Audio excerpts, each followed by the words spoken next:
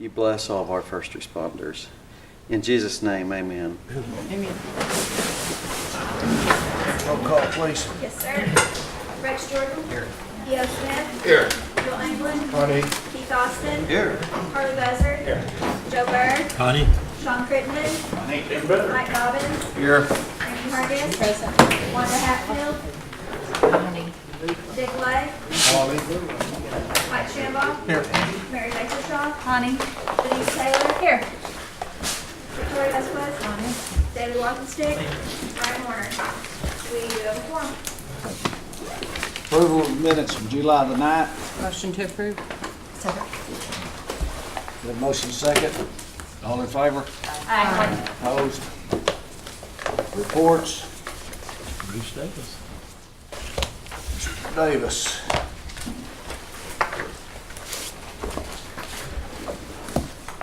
Good afternoon. Good to see everybody. We trying to cover 14 counties and baling hay and at Oshaleta and working on some projects down south, so we've got a lot of things going on. I was telling Councilman Smith that we were Southsaw Racetrack this last week visiting that area, and I wish we could do something down there. Is there a plan for that? I was gonna say, we've got a big project working for Rex too, so, I don't know, Joe. I'll just say, I don't know. Yeah. Yes, sir. You have my report. Be glad to answer any questions you might have. Any questions for Mr. Davis? Bruce, under tribal land projects in Muscogee County, just Quorum Tract, Warner Tract, Hancock property, do you know specifically where those are? Can I refer that to GV? Sure. GV?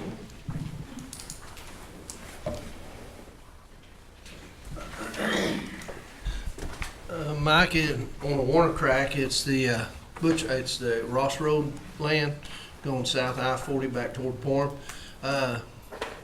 We have about just right off the road. You can see I-40 from the land.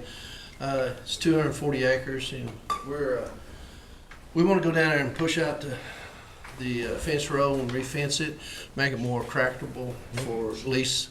We don't have any fence around it right now. We need to fence it off so we can put it and get more money for the lease, make it a cow-calf operation, grazing land instead of just hay land.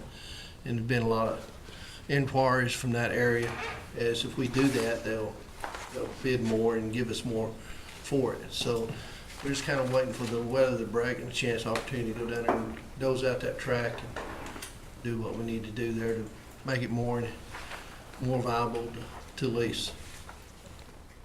And you know anything about the Quorum Tract? The Porham Track is another track right there.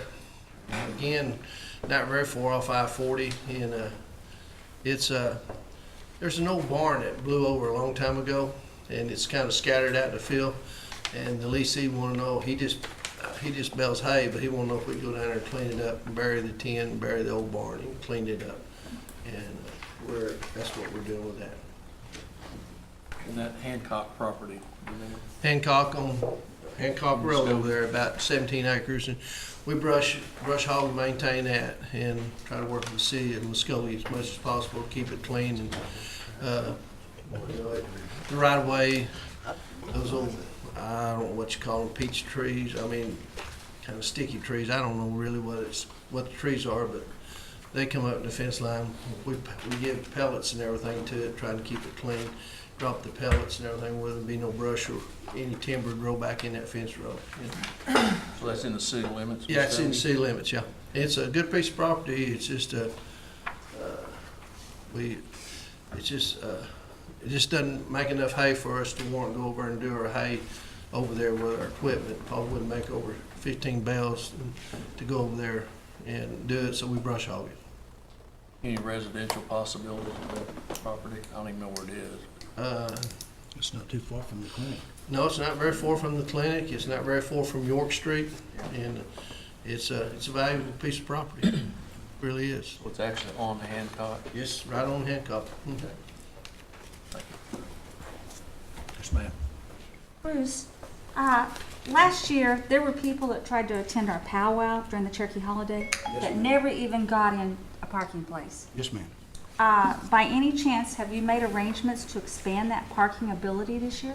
We have. We've been working with our powwow committee, and we've widened the roads. We've got bigger access in and out of that. We've built some new arbors out there for this year's powwow, and I think when you go out there and look at it, you'll be pleased with what we have done. Well, the roads sound great, but is there places to actually park a car? We've actually moved the bleachers, the old bleachers, back to the fence row. Okay. And try to make it more accessible for more participants and more people to get in and have a place to sit with lawn chairs. I think they estimated from our drone last year, we had, someone said close to 12,000 people there. So it just continues to grow, and we do have land adjacent to that. I was Now, I going to was ask gonna Bruce say- when we're going to purchase that west of the parking area. It's in the works It's now. in I the mean, we're works. looking at it, so, you know, You've got with our realty department? yes, yes. What about north up by the golf course, that direction? That's what we're talking Is about. that what, oh, we don't own that? Yes, but right now it's part of a driving range for Sequoia High School. Think they'd mind if we used it if we needed overflow parking? Oh, as long as they're not hitting the golf balls. We have looked at that because it's just directly across the road there. So we've looked at all avenues up there, I assure you. Okay, I just want everybody to get in that wants to come in. Yeah, I know. And we're making it easier to park now. We're just going to shuttle people over there instead of trying to, have to get your vehicle in and out. So we've improved it some. Stephen Hires and another person, they're really doing a good job with parking. They have to take all types of abuse, but they do a good job in parking people, making sure that they get in. You bet. Yes, sir. Is that it? Okay. On the Ross Road over, you said we don't own right by I-40? On the Ross Road? On Is that Ross what we're Road, talking about? yes, we do own some property on the north No, I mean side. up to I-40 though. We don't own all the way up to I-40? Yeah, we do. Okay.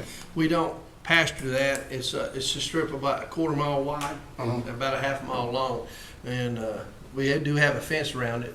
And they do put cattle over it, but the water's the main concern. We don't have water there. So basically everything south of that dirt road is what they pasture and cut hay on.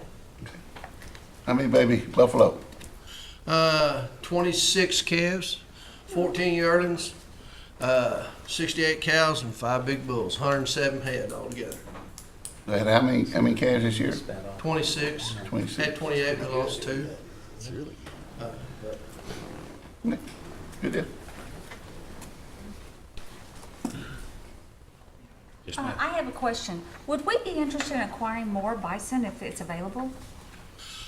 Yes, finding the land, resources to put them on would be the main concern I would have. We're kind of overcrowded where we're at right now, and yes, if we could find some place to put them, it's been a lot of talk about Junior wanting some down there around South Saw, run some down around the cabin, and racetrack, even out here. So there is an opportunity to grow, yeah, but we need to disperse them a little better, and it's so concentrated up there, and we're over pastured, we really are, so. Someone forwarded some information to me. I'll forward it to you later, okay? About some, I think it's at a national park. They're trying to do away with their herd. Okay. The lady we talked about just a while ago about the ramp, I would go ahead and like to do that. Okay. I just text Kane to see if I have the money. If I have the money, I wanted to pay for that. We'll work on it for you.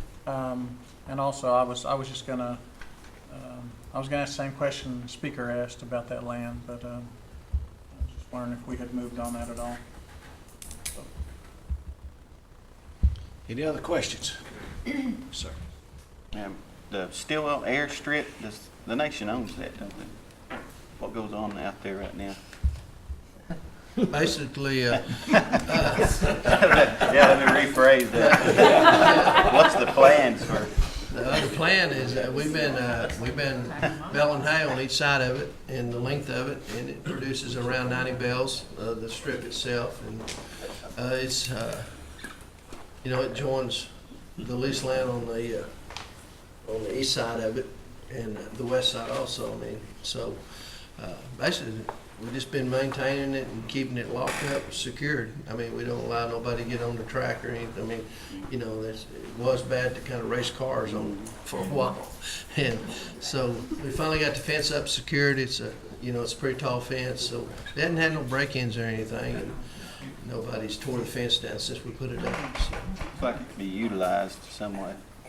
it's nice long stretch of, you can lay the plane on it, all right, but Yeah, all right. but we bale hay off of it, is what we do right now. Not It's much not in the going lease on to program. Speak of. There's 90 acres, and it's not in the lease program. And Ginger might correct me on that, but so we maintain it. All right. Thank you. Any other questions?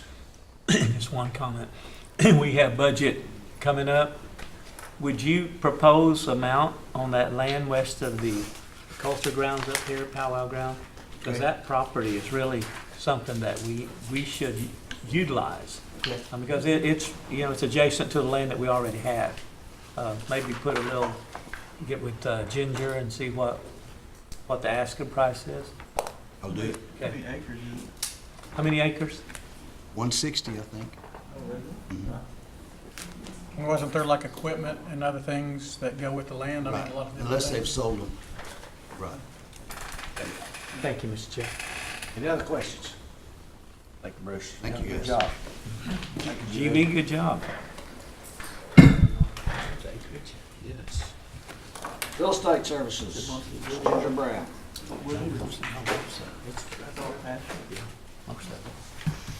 Good afternoon. Hi, Ginger. You have a copy of my report. If you have any questions, I will be happy to address them. Any questions for Ginger? You did a really good job. Thank you very much. Self-explanatory. Environmental programs, Mr. Tom Elkins. Yes, sir. Good afternoon. I hope I do that well. You have a report, and I have a copy of it right here. And if you have any questions, I'll be happy to answer those or do the best of my ability.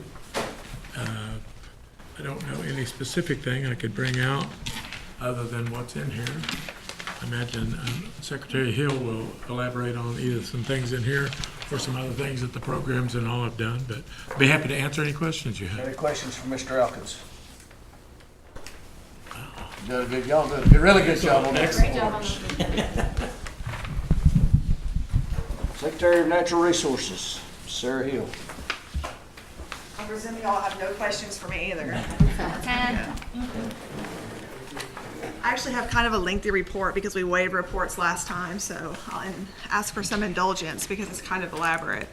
The first thing that I wanted to talk about was sort of the explosion of the poultry issues in the last 6 weeks in particular.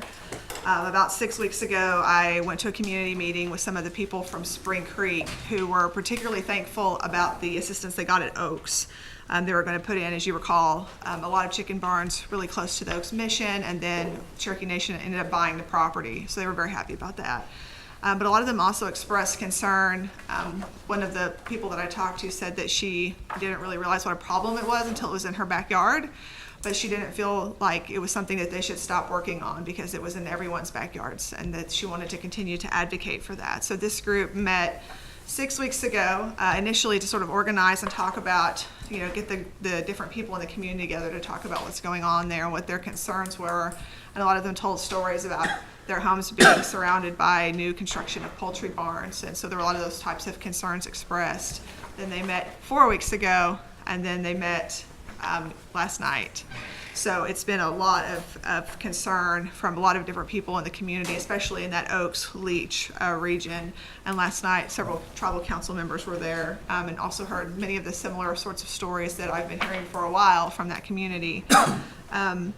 One of the things that I talked about last night is that I've been putting together for the last couple of weeks has been a poultry information page, because a lot of this information is difficult for citizens to get and they don't understand what the rules are.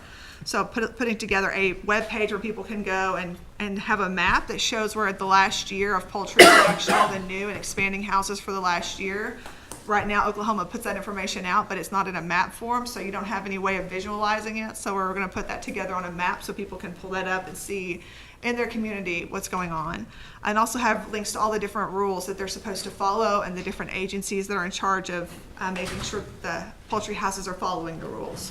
So that's one way that we're trying to support the group and the work that they're doing to give them more information, more access to information. I think I've spoken at every meeting they've had, just trying to share that kind of information, because Oklahoma is a complicated state, the way that they do jurisdiction over water. Different agencies handle different parts of it, and it's very confusing. It's confusing if you do have a law degree. It's especially confusing if it's the first time you've ever had this kind of issue brought to your attention. So I'm committed to continue to work with these groups to find out what the best solutions are.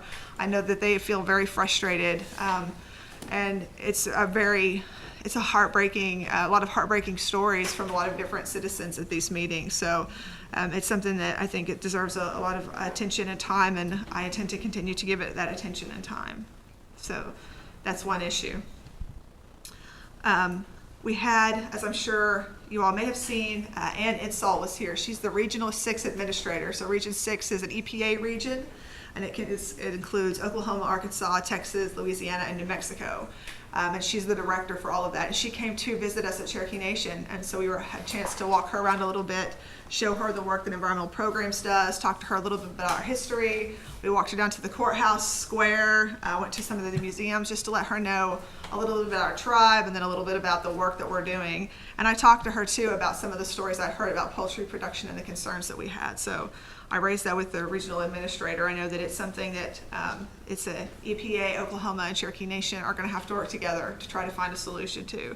And she listened to that, and I think maybe it helped her understand the breadth of the problem and how quickly this problem has grown up in that Oaks community. We also had, as you may have seen, the ceremonial signing for our conservation easement, which was a really big deal and something that we're very proud of. It's basically just setting aside property for an easement. It's just we're leaving it in the same state that it's already in. It's in the park, South Creek Park. So it's property that's already being used for recreation. We didn't have plans for development, and so we'll continue in that state. We've already calculated if we'd had to go out and buy the credits that we needed, we would have spent $440,000 on those credits. We don't have to pay anything for that now. We can pull those credits out of our own bank. So that's something that's a good environmental thing and a good thing for Cherokee Nation in terms of saving those resources for other projects. Those can go to other places now. The conservation leadership class is another thing that we've been working on. The Oklahoma Association of Conservation Districts is having their leadership class again. They haven't had one in a while. This is something that I've heard a lot about from different people about the value of that leadership class and why it was important to them. And so this is something that we're doing September 16th and 17th, and Councilman Austin was particularly instrumental in getting me engaged with these folks.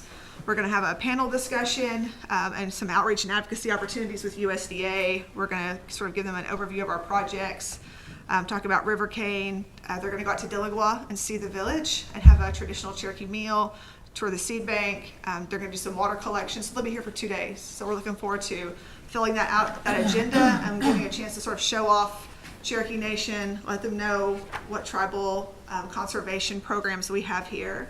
And I'll be asking Mr. Davis to, again, volunteer some of his folks from the bison herd. He loaned me Mr. Barnhart the other day, and he gave a great presentation to some students, some tribal students who are studying agriculture. So for the electric vehicle update, something I continue to work on, we got some additional money, climate change dollars, so we're planning to put in 6 level 2 charging stations at the Hard Rock, which I think is a place where we really need some infrastructure. It's right there on the highway. It's an easy place for people to come and plug in their cars. Obviously, there's some good business there too, getting people a place to hang out for a couple hours. So that's something that we're working on. On Keep Seagull, all of the supplemental payments that people were going to get went out mid-June, so everyone should have their supplemental payments. The big ticket item now is the Cypre money. There's a lot of leftover money that's supposed to be given out under the trust. And one of the, I think it's 14 people who are on the Native American Agriculture Fund board that will be determining how to spend this money is our own beloved Pat Gwynn. So we have some Cherokee Nation input into that process, and I'm sure that he will do a great job on that board. A grant update, we've gotten 3 grants that I definitely want to let you know about. One of them, 2 of the grants are really about Cherokee Nation training other tribes, because our environmental programs folks are so good and so sophisticated in the work that they do that a lot of times they can go out to other tribes and help train them, and EPA pays us to train other folks in other tribes. So one grant that we got is for 3 years. It's $300,000 to do training on the new Attain system, which is a technical system. Then there's another new system called E-Enterprise, and Cherokee Nation is getting a $625,000 grant to do work over 5 years. And then we also just recently were awarded a hazardous waste management grant, which is $103,000. So for FY19, and that will help us put together a better plan for some of our Cherokee communities to find places to recycle household waste or to get rid of household hazardous waste, which is always a big issue in communities. It's expensive for communities to get rid of these kinds of waste, and they end up just putting them in landfills or putting them down drains, and so this will hopefully give people some better options. So we'll be working on a budget for that. So I think that is the high points. I'm certainly proud of all that those grant dollars coming into Cherokee Nation. That's almost $1 million in grant money. So that was something that we have some great grant writers and some great folks in environmental programs, and they deserve to be bragged on. Sarah, commend you for attending these community meetings with the issues and the dilemma that a lot of our tribal members are in the poultry area there. So, and I know you'll come up with the right recommendations and keep us posted on that. I know Councilmember Shambaugh and Councilmember Buzzard have been attending these meetings as well. And Councilman Walkenstick. Councilman Walkenstick. The money that's left over from the original Keepseagle case, $680 million, there's 266 something million left over, and I know Pat Gwynn is on one of those advisory boards. I would recommend we put Bruce Davis and his group also assisting Pat, because we got the bison herd, we got natural resources, we've even talked about a vocational department here at Sequoia and some of our other schools, but this is an enormous amount of money. This is leftover money from the original Keepseagle case that took place close to 20 years ago. Right. If we get Bruce and his staff to help out with the planning recommendations, maybe in form of a grant, it's first come, first serve here. So the grant, so Pat's position, when he was chosen by class council to sit in that position, but the grant writing certainly, when Cherokee Nation goes, we'll have to go to that board to request money. Yes. And certainly I don't see that happening without natural resources and all of their staff. Good. Certainly. All right. Thank you, Mr. Chair. Yes. I'd just like to expand maybe a little bit on what she talked about and make the council aware of some of the things these people are going through with these chicken houses. If you would think about it this way, we have these 3 round discs here. Well, that's almost a representation of what's happening. There'll be homes in the middle of these. These will be like 6 super chicken houses, 6 300-foot chicken houses on each of these spots. And there'll be houses all around them in the middle of them. And they've come up overnight. People's wells are going dry. The quality of their water has gone down. The air quality. Said their kids play outside. They have litter in their pools. They have chicken feathers at night whenever they turn their fans on and vent the chicken houses. There's feathers flying in the air. You can go outside with a flashlight at night, and there's just everything going through the beam. So these people are just all of a sudden, all these chicken houses have sprung up almost overnight, and there's a lot more coming. I mean, we're talking possibly hundreds of chicken houses that are going to be put up. Arkansas has legislation to keep them out of Arkansas. We do not. It costs $10 to get a permit to build a chicken house, basically, and that's what these people are doing. And they're just putting them in the middle of communities, and the people are seeing their way of life has changed for them. The quality of life has dropped. They're scared of the runoff or what they can do with all the litter for these chicken houses. There's just a lot of unanswered questions, and there's just really not a lot of, I guess, the state agencies aren't really, there's not a whole lot of teeth in what they do.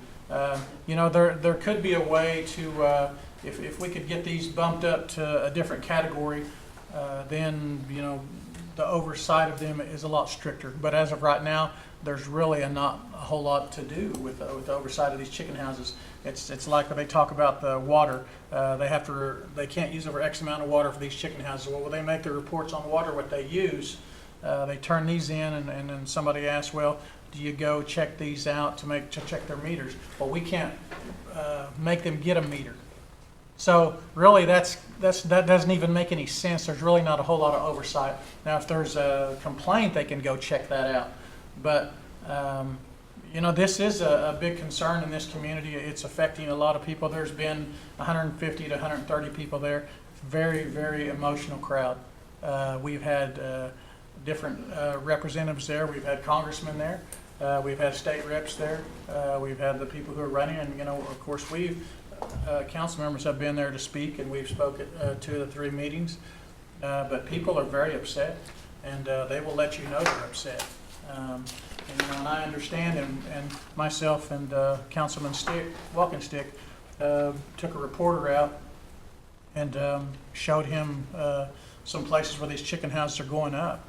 And it is literally amazing where, you know, you can get in a spot and you can face to the north on the overpass, and there's 6 brand new chicken houses going up. You can turn to your left facing the interstate. There's 6 more chicken houses to your left. You can turn to the south. There's 6 more chicken houses to the south, and 6 more on the other side of that. And you know, you have houses all the way around it, and you know, they're talking about their animals getting sick, their wells going dry, just a lot of different things. So you know, I just think that we need to be aware. You know, you all need to be aware of what's going on, and people are asking for help. And I know that, you know, the nation, you know, we know that we will do what we can to help. But you know, the state, this is on state land, you know, so what we can do, I don't know. You know, that's up to our attorneys and things like that. But you know, if there's a resolution or something that we can come up with to maybe try to help these people out in the future, I think that's something that needs to be looked at. I know that Sarah has done an excellent job at these meetings, keeping everybody informed of what the nation is doing. And you know, I know that people are very appreciative, and I know that the people are looking up to the Cherokee Nation in a big way for help. So, but I just wanted to let you all know what was going on in my part of the world, and you know, it's going to affect Cherokee County. It's going to affect Mays County too. So it's something that we're going to have to deal with in the near future. That's all I have. But thank you for your help. The other thing is the education component of it. I mean, there's Leach School in Little Kansas. You know, people aren't going to move into that community knowing that there's chicken houses all over there. And so those numbers and those kids, those rural schools are the cornerstones in our community. And once that rural school dies off, the community that goes with it. So, you know, and those kids, they'll slowly be falling into Little Kansas and so forth. And so it's going to hurt our education system as well. We visited with some full-blood elders over there, and, you know, she's got what they call chicken mites all over her yard, and the runoff goes right into her well area. You know, these are our Cherokee people. About 70 to 80% of those people at that meeting last night were Cherokee citizens, and it's going to affect Adair County, it's going to affect Cherokee County, it's going to affect Mays County. This is a serious issue, and this body, our tribal council, we need to, you know, take we need to kind of get emotional about this, but you can't really get emotional until you see it firsthand, or you actually see the people that's being affected by it. And until you see that, it makes you just want to get in there and help out with those folks. But you know, Sarah, she did a really great job with informing the constituents down there with all the regulations going at the state level. And you know, there are some solutions that are out there, and our citizens are really looking at the Cherokee Nation for help. They're looking for us to come and save them from these non-Indians coming into Indian territory and polluting our lands. Like, we need to take heart and find solutions to possibly help resolve this issue. Anyways, it's a serious problem, and it's only going to get worse. So, anyways, that's all I have. Thank you. Sarah, when do you expect to have the webpage up about the poultry map? I hope to have it up tomorrow at the latest. Certainly this week I'll have it up. As soon as it's up, I'll send a link out to all of you. And I encourage you to look at the map, because the map is just 1 year of data. It's just going to show you the houses that are new or have been expanding in the last year. And I've requested the additional data from ODAF so I could do a more comprehensive map. But I really think for the first time you look at it, seeing the 1 year of data is very instructive, because you'll see how tightly packed the construction is. It's interesting. We had an issue, this was before I was on council, but we had this happen up in the Welch area several years ago, and I was part of the group that was opposing the chicken houses coming in. And in our case, the land that they were going to be on was owned by an individual, and we convinced them not to sell the land to that company. Well, they did eventually come out there, but they're farther west. But one of the other issues is the trucks that carry away the waste ruin your gravel roads. Yep. In a short time. So you've got dust, a lot more dust, and then you have your roads that are not, they're awful. Anyway, I'm aware of what an issue it is, and I think we all should do what we can. And I would like to speak with you after this about another issue. Yes, ma'am. Thank you. Thank you. And just to expand upon that, I know that when I talk to our county commissioner, and I've been approached about different roads, that's the first thing that comes up is, well, but this road has chicken houses on it, and we're going to be dealing with numerous chicken trucks going up and down this road, and so we're going to have to put crushed brick on it. We're going to have to build it up, or the chicken trucks are going to tear you just can't do it like you normally would do it, or the chicken trucks will tear your road up. So it does cost us more money to build those roads up, to make it where the trucks will not tear those roads up when we build them. Otherwise, it's really kind of futile to build something that's not going to last if you don't. It just costs more money.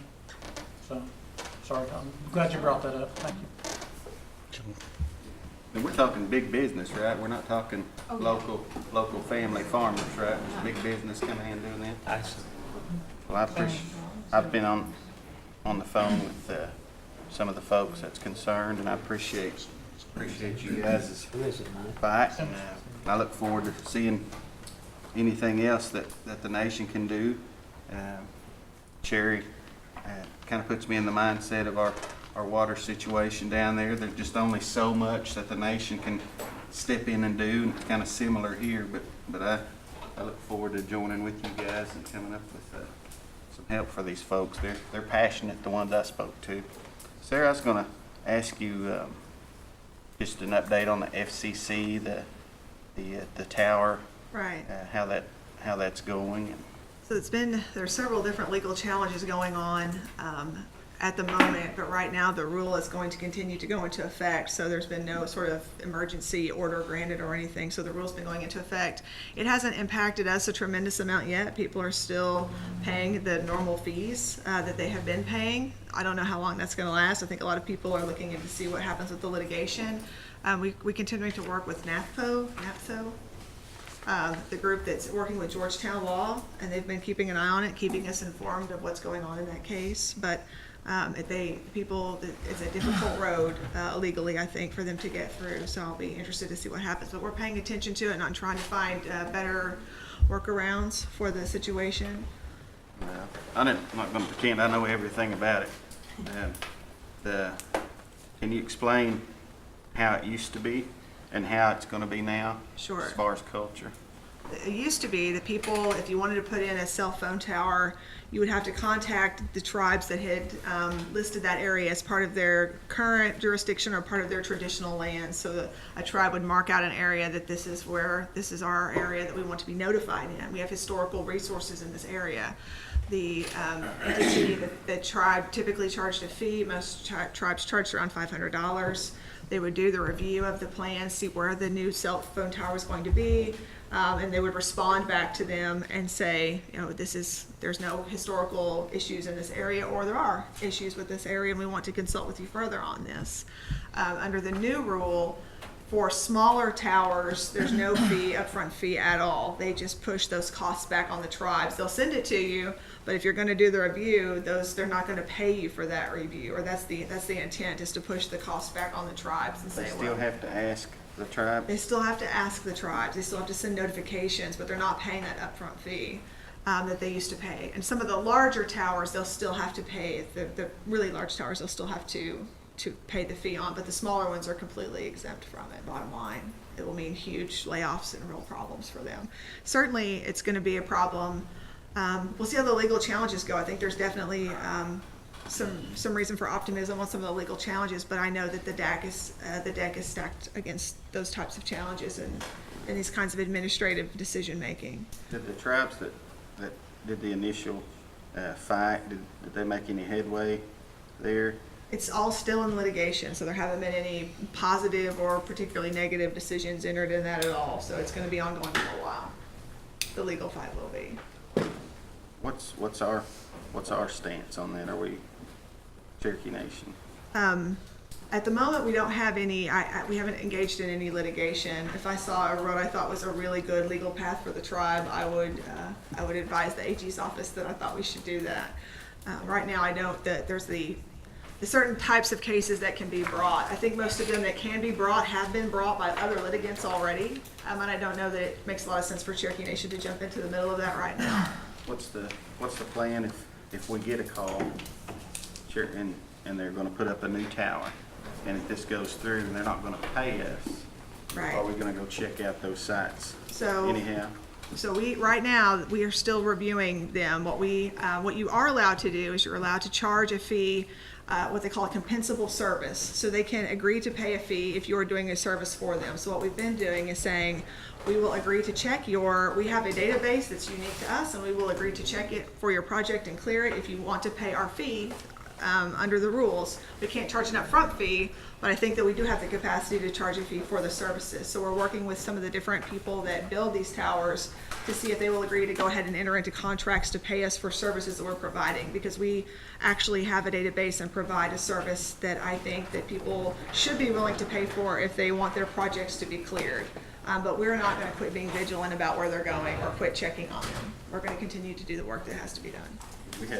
we had the say so to clear it or not, one way or the other, right? They have to consult with us, and so if they don't want to engage with us, then we will consult with them to the maximum extent that the law allows me to consult with them. So we are working on our own strategies to try to make this process continue to work in a way that we can continue to do the work that needs to be done on these sites and make sure that they're not being detrimental to any of our historic sites. And we've had good luck on some of the previous towers, having them moved that look like they would impact some of the line of sight issues that we have at Cherokee Nation. Right, and culture's a big thing, of course, to all of us. Right.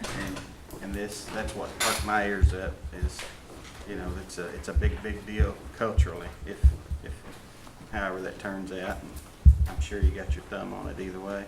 Well, I sure try. I know that once these sorts of projects go in, once the damage is done, you can't undo it very often. So it's important that we not allow it to get done in the first place. Thank you. Do you have a question, Harley? I'll Make it short. We only got 10 minutes. What?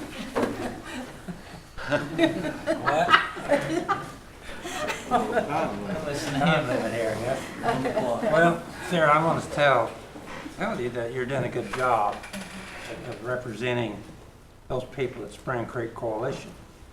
I don't know that the Cherokee Nation has a whole lot that they can do about that, other than give them assistance and help at what you're doing. Now, I was like Mike Shambaugh when he went up and take a look at that. I was shocked at the number of houses that are up and down on 412 Highway. I think the Spring Creek Coalition, if they get an attorney to go by and talk to the people that owns the chickens, and that's Simmons, we can have some setbacks, more setbacks than what they've got from their creeks and their streams, and also limitations on how many houses they can build within a square mile. I don't know that you can go in and tell a property owner that how you can't put a drive-in on your property. I mean, the guy owns the property and he can kind of do what he wants to with it as far as that. But there's gonna have to be some policies up front to the Simmons industry that, you know, they're gonna have to do the limits. What Simmons is saying now, we don't own the land, we don't own the houses. Only thing they own is the birds, but they can certainly control, you know, how many houses that they're gonna put birds in per square mile. That would help, but no, it's going so far now that, it's gonna be down in Sallisaw. It's gonna be down all over the 14 counties here in the Cherokee Nation, so, you know, there's something needs to be done, but I don't know what the Cherokee Nation can do, other than what you're doing now, and supply them the materials to do it with. Well, you know, I'm trying to be thoughtful about what our strategies are, because I think that one of the things that I have been doing is trying to build some coalitions. So I've talked to Secretary Teague of the Office of Energy and the Environment for Oklahoma, and I've talked to Jim Reese, the ODAF, director of ODAF, and talking to state officials and letting them know, because if they creeped up on us, there's a good chance they're creeping up on people in the state too, in Oklahoma City. They may not know the scope of the problem. So what I'm trying to do is tell the message of the folks of Spring Creek to all of the different people that have the capacity to make change, and then hopefully we'll begin to see a path forward where we can, okay, these are the people that we need to talk to, and this is the way to bring pressure to make real changes. Because I agree with you, I wish I had a really great answer for them, because it breaks my heart, but I also want to be thoughtful about what we do. I don't want to tell someone I can fix a problem for them that I can't, or to give them any kind of false hope or false sense of security. So I'm trying to be cautious and thoughtful in my communication with them, and aggressive about finding a solution at the same time. And I think the other thing too is, you know, depending on the legislators to make those laws, but I don't know the legislators listening to them. So it's going to be up to them to try to push it forward. So anyway, appreciate the fact that you bring this stuff out, and at least give them a contact number where they can call and form that coalition. So yeah, I don't know. It's going to be a big problem. It is a big problem, and I'm going to keep working on it. And if you guys want to pray for me to have creativity and to have better ideas for it, I would certainly solicit any of that I can get. Thanks, sir. Go ahead. Sarah, you have your Spring Creek, is that organization? What we probably need to do first is not show our strategy and tell our strategy. Right. But, you know, the tribe, we have resources that we can assist this group with, and if they're going to come into our counties. But we need to get another group away from the Spring Creek group that does nothing but strategize, talk about our legal aspect of it, and work with the state people. But I think we need to form another group other than, if you go to the meetings, these people are upset, they've got issues, and rightly so, because their kids, families, everybody's impacted. But over here, we need to get a group that's strategizing. How are we going to overcome this? You know, what can we provide as a tribe? We have the resources. We have the legal minds here. So That's an excellent suggestion. And the other thing that I thought was interesting was that the Spring Creek Coalition folks have attracted the STIR folks, because this is not a new issue to Cherokee Nation. I mean, these issues have been going on for a while. So the Save the Illinois River folks showed up. So there have been several different community groups that are starting to kind of coalesce around this issue, and it's brought some new energy, I think, into several of those different groups. But I take your point, Speaker. And then there's another thing you have to consider. Some of these people that are doing these chicken houses are tribal members.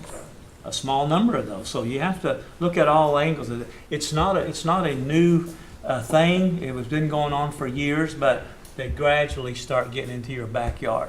Arkansas didn't want it, and somehow they got into our backyard without us really being aware of it, and here before we even know it. So we appreciate all that you have done. I'll do my best. Keep us posted, though. What is it that we can do from where we sit as council members? Well, it's good to have so much support, and I do appreciate that, and I will keep you updated and let you know. Okay, thank you. Thank you, Mr. Chair. Sarah, can you please tell me what's happening with the water at Welling? The water at Welling? Yeah, is it safe to drink? I don't know that I have had anybody calling me about the water at Welling. I'll have to look into that. Would you please, and get back with us? Someone just asked me to inquire if I would see if the water at Welling is something that our Cherokee citizens ought to be concerned about, and about drinking it in the future. Okay. Is there a citizen there that you could put me in contact with? Because they'll help me. Probably, yeah. Okay, that would help me know exactly where the issue is, whether it's a well or whether it's the public water I supply. think it has to do with something that's testing out in the water, so I don't really know. Okay, I'll follow up on that. What, you know, our Attorney General's office, we've been suing everybody. I mean, we're sue happy. And, you know, when we go after suing opioids because it destroys our people here within the jurisdiction, you know, I know this may be premature in this movement with the people down Spring Creek, but, you know, and I assume the process is you will advise the AG's office if that's necessary to go into litigation as far as in our tribal court or at the state. Is that how you guys work together, Sarah? I mean, yeah, anything like this issue, I talk to Todd about it all the time because I know that his office needs to know about it, and we work together really closely on most issues of this nature for sure. But will you advise him that we need, if we need to go down this route, or is this something that the AG's office needs to spur upon themselves? What's the process here? So the process for any kind of environmental legal issue is that, you know, if I identify an issue, I take it to the AG's office early and we discuss it in great detail and we kick around all the different legal issues, and then the final decision on what to do with terms of litigation, the go, no go, comes from the Attorney General. But certainly we've had a good working relationship and I bring these issues to his attention. Chrissy, can you expand on the conversation from the environmental department to the AG's office, and has there been word that, have you shot down Sarah? Has Sarah came to you advising litigation, or is it something you guys are still wanting to? Sarah and I office right next to each other. We're all Okay. separated, so we talk about this stuff a lot. So she shot me down, it would be awkward, Councilman. There's been No shooting. no shooting, for sure. This is an ongoing issue. There's nothing particular planned at the moment. I haven't made any recommendations at all in that regard, because I still think I have to identify a path forward before I could bring it to the AG's office and say, this is a path forward. I think we need to look at. You know, going back to litigation here, you know, I was, when you guys were going after opioids and you guys suing Walmart and CVS and all of them, you know, you were identifying in the Treaty of 1866 and that these were our lands and we should be able to sue these companies in our tribal courts. And then a federal judge came in and says you don't have jurisdiction to sue, so now we took it to the state level. So, you know, is this concern serious enough for you guys to take action against these non-Indians coming into our jurisdiction and polluting our lands? Is that a serious matter in the AG's office? Of course it is. Okay. And one thing I want to say about the opioid suit, you know, we worked on that for a year and a half, almost 2 years before we actually filed a suit. Mm-hmm. You know, you file a complaint, you go in, it's 100 pages long. This is not something that we just, you know, at spur of the moment do. And you have to have a reason to sue someone. Just because you don't like damages. Right, but you can't just say, I'm hurt, I want money. There has to be either a legal theory or a law that you can show someone is violating. When, I think Councilor Buzzard was talking about a while ago, when you're a landowner and you're doing something on your own land that isn't violating any state or federal law, and it happens to have a bad impact on your neighbor, that doesn't necessarily mean there's a lawsuit there. If you're following the laws and regulations that are in place, there may not be a legal solution to that. Mm-hmm. Just because your conduct affects someone negatively, there still has to be a law that's being violated or a legal theory that is being violated in order for someone to be able to recover or stop you or something else. So part of the, you know, what can we do is someone breaking the law, or is it just that the impact that they're having on people is detrimental, but they're following all the laws that are in place? Sure. And those are the types of questions and research and all of those things that Sarah's office and our office is looking into. Well, I know that these people, these rural folks, they don't have a lot of money to go get an expensive attorney to fight these big corporations. And and these are our tribal citizens, and a lot of them are having to get up and move from their homelands due to the pollution of the air quality and the lack of water. And they have nowhere to turn to except the Cherokee Nation. And the only thing we've been doing is we show up to some community meetings and say, hey, we're behind you. But, you know, again, I know there's a task force that's going to take place with Sarah, and we're going to all come together and try to come up with some solutions. But I don't know. The Attorney General's office has been silent on this. I'd like for you guys to get more vocal, get more involved, and possibly look at some type of solution, whether to either litigate, because negotiating with state officials could take a long time, and the damages could be already be too late. But these people are looking to us, so we either turn our head from them or we address their concerns head on. Well, and one thing is that I am an attorney, and I do legal work for the tribe under the Office of the Attorney General with the permission of the Attorney General. And so when I go to those meetings, I have my lawyer hat on as well as my Secretary of Natural Resources hat, and I use the tools that I know. And so I'm an attorney, and those tools occur to me, Councilman. Certainly, I think about what are all the potential legal cases, but that's just because that's the tool I know doesn't mean it's always the best tool in every situation. And I'm not convinced yet that this is the best tool for that, but certainly it's something that I will continue to look at. So I don't want you to think the Attorney General's office has not been brought up to speed on that, because I've certainly talked to them about this at length. And I wouldn't not do that in a circumstance where these kinds of legal issues have been raised by the community as much as they have. We also know the politics of it as well. So, all right, that's all I have. Thank you. Any other questions? Right. Yes, sir. I was amazed the other night, I called you after hours, and how fast you was able to help us on our problem over at the Lower Illinois at Gore. And met a lot of trout fishermen in the chamber and everybody happy. I'm sure you got some free meals over there somewhere. So I might need a map on that. you saved that weekend and this week, so appreciate it. I was happy to do it, and that's one of the benefits of having strengthened those relationships at the state level and with the federal partners. It takes a lot of different people rowing in the same direction sometimes to get things like that done. And so if it hadn't been for a lot of help from other folks, that certainly would not have happened. So I'm glad to see the fish are okay for the weekend. We still have a longer issue we're going to have to deal with, and I'll keep working on that. Thank you. Sarah, correct me if I'm wrong, but did you give a percent the other day in the meeting how many Cherokees own those chicken farms? Did you say 77%?